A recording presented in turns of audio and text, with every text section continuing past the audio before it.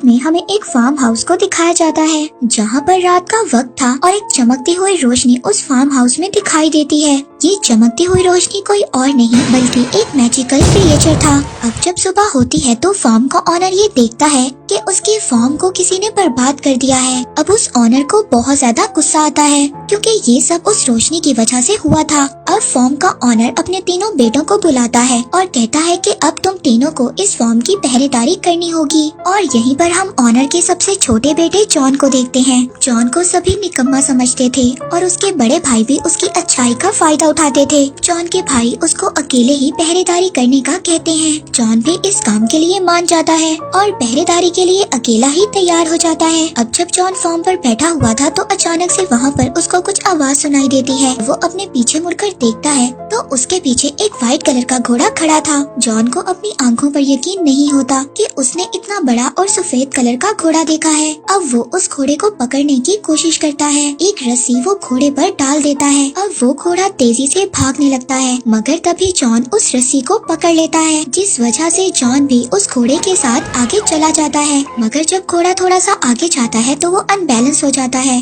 और दलदल में गिर जाता है। अब जॉन उस घोड़े की मदद करता है, उसको दलदल से बाहर निकाल लेता है। तभी जॉन देखता है कि उस घोड़े की आंखों में आंसू थे। देखकर जॉन उस घोड़े के लिए बहुत ही ज्यादा बुरा फील करता है। जॉन उस घोड़े से ये प्रॉमिस लेता है कि आइंदा वो घोड़ा उनके फार्म पर नहीं आएगा। जिसके बाद वो घोड़ा जॉन को शुक्रिया कहता है और वहाँ से चला जाता है। उसके बाद जॉन भी अपने घर आ जाता है। अब जॉन को दोबारा अपने फार्म से कुछ आवाजें आती हैं। जब जॉन वहाँ पर चेक करने जाता है तो वहाँ पर जाकर वो हैरान हो जाता है। वहाँ पर 2 घोड़े बंधे हुए थे। अब इससे पहले जॉन वहाँ पर कुछ समझ पाता उसको एक आवाज बताती है कि ये तुम्हारे लिए एक गिफ्ट है। जॉन जब पीछे मुड़कर देखता है तो उसको एक छोटा घोड़ा नजर आता है जो कि उसको बताता है कि मेरा नाम फॉल है। असल में फॉल उस घोड़े का बेटा था जिसको जॉन ने रात को बचाया था। फॉल जॉन को बताता है कि मेरी मदर तुमसे बहुत ज्यादा खुश है इसीलिए उन्होंने तुम्हारे लिए ये गिफ्ट भेजा है। जॉन ये सुनकर काफी ज्यादा खुश हो जाता है। तभी जॉन को अपने फादर की आवाज आती है। अब जॉन जल्दी से बाहर आता है और अपने फादर को बाहर रखने की ही कोशिश करता है ताकि वो अंदर न चले जाएं। अब जॉन अपने फादर के जाने के बाद फॉल पर बैठ जाता है और फॉल बहुत ही तेजी से भागता है। उसकी स्पीड को देखकर जॉन बहुत ज्यादा हैरान हो जाता है। अब एक जगह पर पहुंचकर फॉल सीटी बजाता है। अब फॉल की सीटी को सुनकर स्टेबल में खड़े हुए 2 घोड़े भी उनके पास आ जाते हैं। जॉन ये सोचता है कि वो इन घोड़ों को मार्केट में ले जाकर बेच देगा। जॉन उन घोड़ों को मार्केट में लेकर जाता है तो उन शानदार घोड़ों को लोग देखकर हैरान हो जाते हैं। किसी ने भी ऐसे शानदार घोड़े कभी नहीं देखे थे। यहाँ पर काफी ज्यादा लोग जॉन से घोड़ों को खरीदने की बात भी करते हैं। अब फॉल भी जॉन को ये कहता है कि वो ये दोनों घोड़े उस बूढ़े आदमी को बेच दे।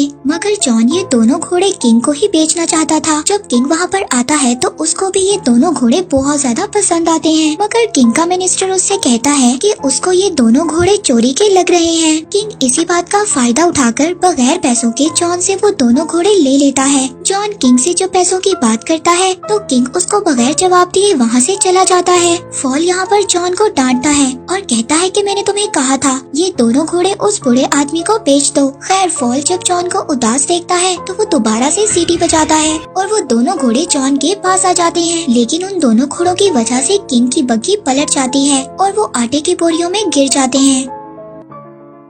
अब किंग को इस बात से बहुत ज्यादा गुस्सा तो आता है, वजह से कुछ भी नहीं कहता और वो जॉन से इन घोड़ों की कीमत लगाने का कहता है। जॉन उन घोड़ों की बहुत ही ज्यादा कीमत लगाता है जिस पर किंग के लोग उसको सजेस्ट करते हैं कि वो जॉन को अपने पास ही काम करने के लिए रख ले क्योंकि जब जॉन यहाँ पर रहेगा तो किंग अपनी बेइज्जती का बदला भी ले सकते हैं। जॉन भी उनकी बात को एक्सेप्ट कर लेता है और वहाँ पर रहकर किंग के कामों को करने लगता है। अब किंग का असिस्टेंट किंग से कहता है क्यों ना हम जॉन से एक फिनिक्स बर्ड को बुलवाएं। वो एक फायर बर्ड था और उसको लाना बहुत ज्यादा मुश्किल था। अब किंग का असिस्टेंट ये कहता है कि उसको लाना बहुत मुश्किल है और जॉन उसको कभी भी ला नहीं सकेगा और तभी आप जॉन को मौत की सजा सुना देना। अब किंग को अपने असिस्टेंट का आइडिया बहुत अच्छा लगता है। किंग अब ये सब जॉन से कहता है। जॉन भी इस बात के लिए तैयार हो जाता है। अब फॉल को जब ये बात पता चलती है तो वो जॉन से कहता है कि ऐसा करना बहुत ही ज्यादा खतरनाक है क्योंकि जिसने भी ऐसा किया है और जो भी उस बर्ड की तलाश में गया है कभी भी वापस नहीं आया।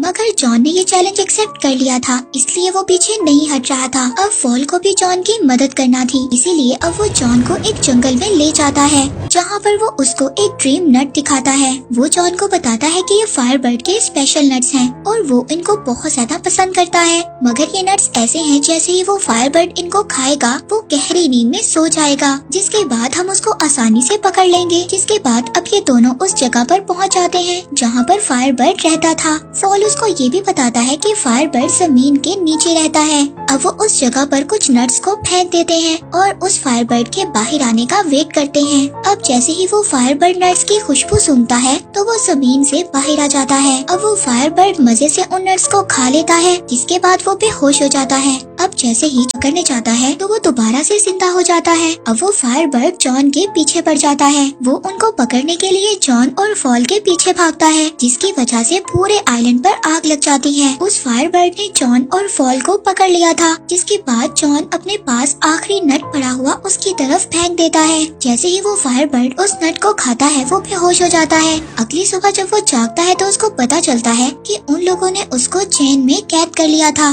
जब जॉन उस फायरबर्ड की तरफ देखता है तो वो ये देखता है कि उसकी आंखों में आंसू थे। ये देखकर जॉन को बहुत ज्यादा बुरा फील होता है, जिसकी वजह से वो उस फायरबर्ड को आजाद कर देता है। जैसे ही वो फायरबर्ड आजाद होता है वो अपने पंख फैलाकर वहाँ से उड़ जाता है और जाते हुए वो अपना एक पंख जॉन को दे देता है और वो पंख हीट की वजह से ग्लो कर रहा था। फॉल जॉन को कहता है कि किंग अब तुम्हें नहीं छोड़ेगा, मगर जॉन फॉल से कहता है कि शायद वो इस पंख से किंग को ये यकीन दिलवा दें कि उन्होंने फायरबर्ड को पकड़ा था। जब वापस जॉन किंग के पास जाता है तो किंग जॉन की किसी भी बात पर यकीन नहीं करता। अगले ही दिन जॉन को मौत की सजा के लिए लाया जाता है। जॉन वो पंख निकालकर सबको दिखाता है, मगर वो पंख अब ग्लो नहीं कर रहा था और किंग जॉन को मारने का कहता है। जब किंग जॉन को मौत की सजा देने लगता है तभी वहाँ पर फायरबर्ड आ जाता है, जिसको देखकर सभी लोग बहुत ज्यादा हैरान होते हैं और वहाँ पर इकट्ठे सभी लोगों को जॉन की बातों पर यकीन आ जाता है, जिसकी वजह से अब किंग को जॉन की सजा खत्म करनी पड़ती है और साथ ही जॉन को किंग प्रमोशन भी दे देता है।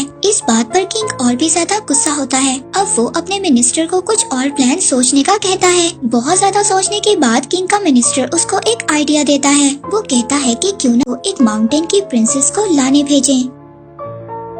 पहले तो जॉन इस बात पर कामयाब नहीं होगा और अगर वो ऐसा कर लेता है तो इसमें आपका ही फायदा है। आप उस प्रिंसेस से शादी कर लेना, दोनों ही तरफ में आपका फायदा है। किंग को ये आइडिया बहुत ही ज्यादा पसंद आता है और वो जॉन को इस मिशन पर भेज देता है। अब जॉन उस सार माउंटेन पर पहुंच जाता है जहां पर वो प्रिंसेस रहती थी। वो देखता है कि माउंटेन पर कैसल के अंदर जाने का रास्ता एक बहुत ही मोटी बर्फ से बना हुआ है, जिसको तोड़ना बहुत ही ज्यादा मुश्किल था। तभी अचानक से वहाँ पर फायरबर्ड का एक पंख उड़कर आता है और उस बर्फ की दीवार में लग जाता है, जिससे वो दीवार टूट जाती है, जिससे वहाँ पर एक पानी का सैलाब आ जाता है। फॉल उसमें बहकर नीचे गिर जाता है और एक स्नो बॉल की तरह माउंटेन से नीचे गिर जाता है। जॉन अब कैसल के अंदर जाता है। उसको वहाँ पर बहुत ज्यादा लड़कियाँ नजर आती हैं और वो सभी लड़कियाँ सो रही थी। अब उनमें से असल प्रिंसेस कौन सी थी ये जानना बहुत ही ज्यादा मुश्किल था, लेकिन उस फायरबर्ड का एक पंख आकर एक लड़की के पास गिर जाता है, जिससे कि जॉन ये बात समझ आता है कि वही लड़की प्रिंसेस है। जॉन उस लड़की की खूबसूरती को देखकर हैरान हो जाता है और उसको बताता है कि उसके किंग उससे शादी करना चाहते हैं, मगर वो लड़की जॉन से कहती है कि अगर तुम्हारे किंग इतने ही ज्यादा बहादुर होते तो वो मुझे यहाँ पर खुद लेने आते। और वो ये कहकर वो प्रिंसेस पहाड़ से नीचे कूद जाती है। जॉन भी अपनी जान की परवाह नहीं करता और उस प्रिंसेस के पीछे कूद जाता है। अब फॉल उन दोनों को वहाँ पर बचा लेता है और दोनों को अपने ऊपर बिठाकर आराम से नीचे ले आता है। फॉल जॉन को देखकर ये समझ गया था कि जॉन ने लगा है। फॉल उसको समझाता है कि अगर ये बात किंग को पता चल गई तो तुम्हारे लिए मुसीबत और भी ज्यादा बढ़ जाएगी। यहाँ पर प्रिंसेस भी सब बातें छुपकर सुन लेती है। प्रिंसेस को भी ये लगता था कि वो शायद जॉन को पसंद करने लग गई है। इसके बाद वो लोग किंग के पास वापस जाते हैं। वहाँ पर सभी लोग इतनी खूबसूरत प्रिंसेस को देखकर हैरान हो जाते हैं। अब किंग जब जॉन को जिंदा देखता है तो उसको गुस्सा तो आता है, मगर किंग के आदमी उसको समझाते हैं कि इसमें उसका ही फायदा है। अब वो लोग जॉन को प्रमोट भी कर देते हैं, मगर जॉन इन सबसे ज्यादा खुश नहीं था। उसको प्रिंसेस की फिक्र थी। अब वो छुपकर प्रिंसेस के पास जाता है। इससे पहले कि वो प्रिंसेस को कुछ बताए, किंग के लोग आकर प्रिंसेस को वहाँ से ले जाते हैं। अब किंग प्रिंसेस को शादी के लिए प्रपोज करता है, मगर प्रिंसेस उससे कहती है कि वो एक शर्त पर शादी करेगी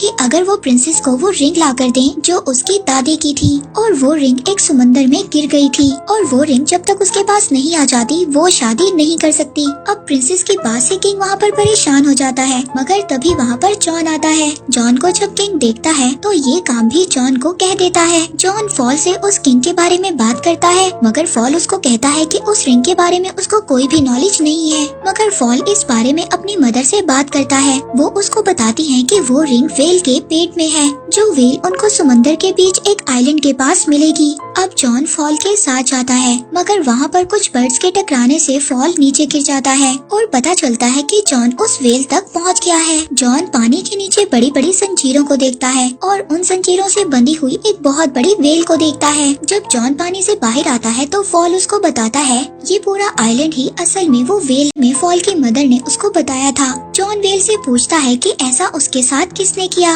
वेल जॉन को बताती है कि उसने गलती से कुछ शिप्स को निगल लिया था, इसीलिए वहाँ पर बाकी सेलर्स ने उस वेल को यहाँ पर कैद कर दिया। मगर अब ये वेल अपनी गलती को सुधारना चाहती है। जॉन को उस वेल के लिए बहुत ज्यादा बुरा लगता है। अब जॉन को एक आइडिया आता है। वो ये सोचता है कि अगर वो इस वेल को छींक दिलवा दे तो वो इसके अंदर से शिप्स को निकाल सकता है, और अपने प्लान के अकॉर्डिंग वो उस वेल की नाक में चले जाते हैं और उसकी नाक को टिकल करने लगते हैं।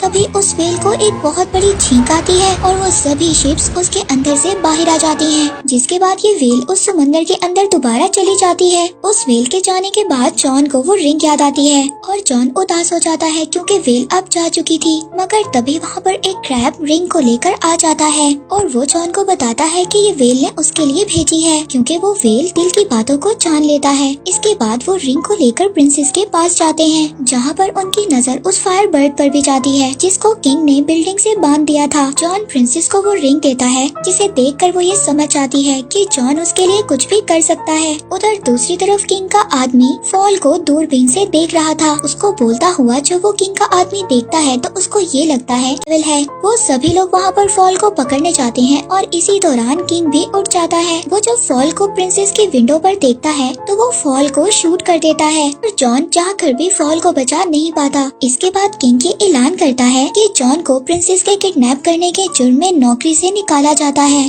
और कुछ ही दिनों में उसको मौत की सजा मिलेगी। तभी प्रिंसेस फॉल से मिलती है और उसको बताती है कि उसके एक आइडिया की वजह से जॉन और भी ज्यादा मुसीबत में फंस गया है। वो फॉल को बताती है कि उसने किंग को शादी से बचने के लिए 3 अलग अलग पॉट्स में नहाने के लिए कहा था, जहाँ पर पहले पॉट में उबलता हुआ पानी और दूसरे पॉट में बर्फ का पानी और तीसरे में उबलता हुआ दूध होगा। उसने किंग को बताया कि ऐसा करने से वो दोबारा से जवान हो जाएंगे, मगर किंग को ये सब ठीक नहीं लग रहा था, जिस पर किंग का आदमी उसको कहता है कि पहले वो इन सब चीजों को जॉन पर आजमा कर देखे। अब प्रिंसेस फॉल को इस बात से बचने का तरीका बताती है। अगर वो पहले पॉट में उसकी दादी की रिंग और दूसरे पॉट में उस फायर बर्ड का पंख और तीसरे में लाइफ और डेथ फ्लावर्स डाल दें तो जॉन की लाइफ बच सकती है। फॉल प्रिंसेस से उन फ्लावर्स के बारे में पूछता है, जिस पर प्रिंसेस फॉल को कहती है कि वो फ्लावर्स उसको दुनिया के आखिरी कोने में मिलेंगे। फॉल कहता है कि इन सब में तो बहुत ज्यादा वक्त लग जाएगा, लेकिन प्रिंसेस उसको कहती है कि तुम्हारी स्पीड से ये काम जल्दी हो जाएगा। अब फॉल इंजर्ड होने के बावजूद उन फ्लावर्स को लेने जाता है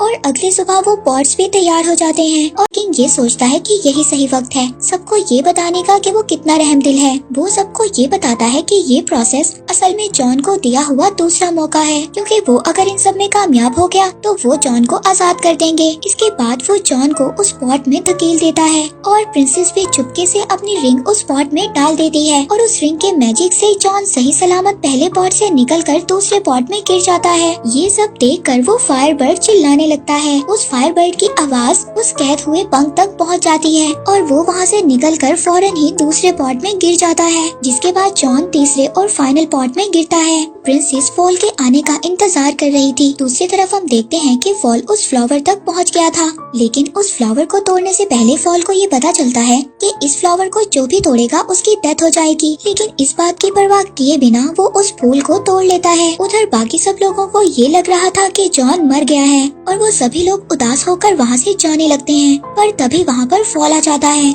जो कि उस फ्लावर को उस पॉट में गिरा देता है और देखते ही देखते जॉन उस पॉट से एक प्रिंस की तरह बाहर आता है। अब ये देखकर किंग भी पहले पॉट में जंप लगाता है, मगर दोबारा से जवान होने की बजाय वो एक बबल में कैद होकर वहाँ से चला जाता है। सभी लोग इस बात को देखकर बहुत ज्यादा खुश होते हैं और वो अपना नया किंग जॉन को बना लेते हैं। जॉन और प्रिंसेस फॉल को ढूंढने जाते हैं। फॉल को ये लग रहा था कि अब वो मरने वाला है, मगर प्रिंसेस फॉल को बताती है कि वो फ्लावर सिर्फ उसका टेस्ट ले रहा था। मूवी के लास्ट सीन में हम जॉन और प्रिंसेस की शादी को देखते हैं और इसी के साथ ये मूवी यहीं पर